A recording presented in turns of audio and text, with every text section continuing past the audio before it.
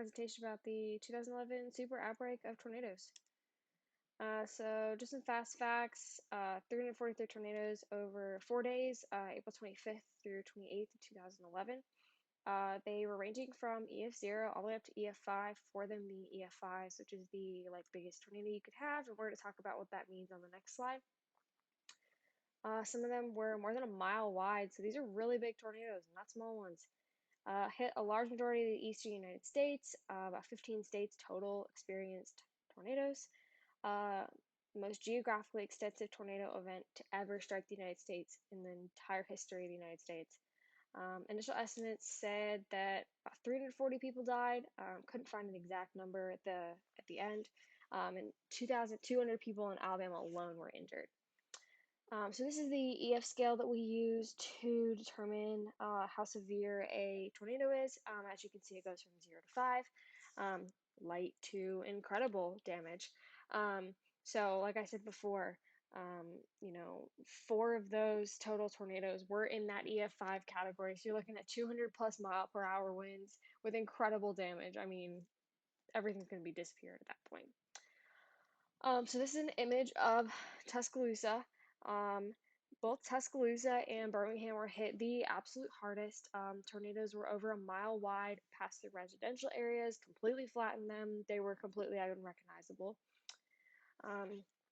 Infrastructure in these areas and any areas pretty much who were hit with tornadoes were demolished in seconds. Homes, restaurants, buildings, power lines, water facilities, etc.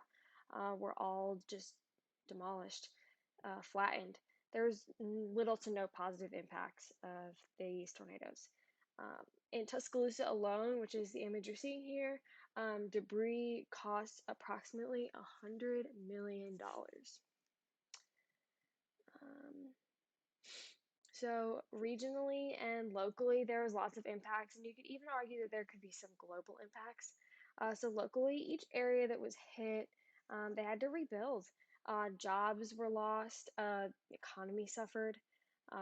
People were forced to leave the area. Wildlife theoretically probably wouldn't have stuck around because there probably wasn't much left for them, and they could have potentially even died in the tornadoes. I doubt, wildlife completely disappeared, but regionally, there was definitely job loss and economic issues, in this region of the United States that this happened. Farmlands were destroyed, so people, weren't able to produce food anymore, which could definitely have a really big regional and global impact. Many industries in the area were destroyed, which would definitely impact more than just that state. In addition to this, these tornadoes didn't discriminate, and everyone in the path was impacted. Houses, businesses, all those things were destroyed. It did not matter whether you were rich or poor or anything. If you were in the path of these tornadoes, these people had nothing anymore. People in some certain regions definitely got more severe weather than others, and they were more impacted by it. Alabama was hit the hardest. So people living in Alabama definitely had more destruction than some of the other places. Overall, jobs were impacted, businesses, all those kinds of things. Those with financial difficulties before the outbreak would probably have struggled to have gotten back on their feet because they had to start over. So just talking about some of the weather, mainly had to do with the atmosphere, had large impacts on the biosphere.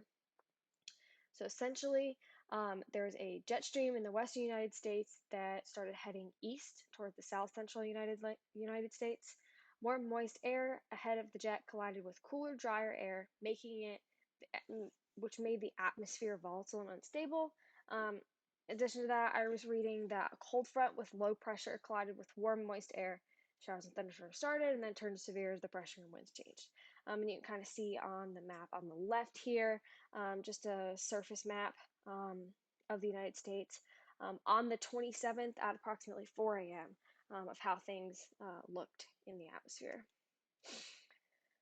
So since this outbreak happened, the National Weather Service has maintained their warning time for tornadoes. I think they try to have a 27-minute warning time, and they've put a lot more information out to the public on what a watch and a warning both mean. States that are prone to tornadoes are definitely more designed to withstand higher winds and such now. They're built with basements, storm shelters, so are lots of businesses. Um, and tornado sirens are a lot easier to find at this point. Um,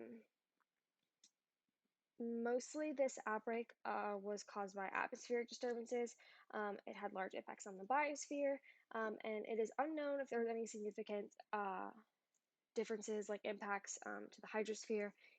I'm sure people's drinking water was probably, um, not usable, but I couldn't find any significant impacts.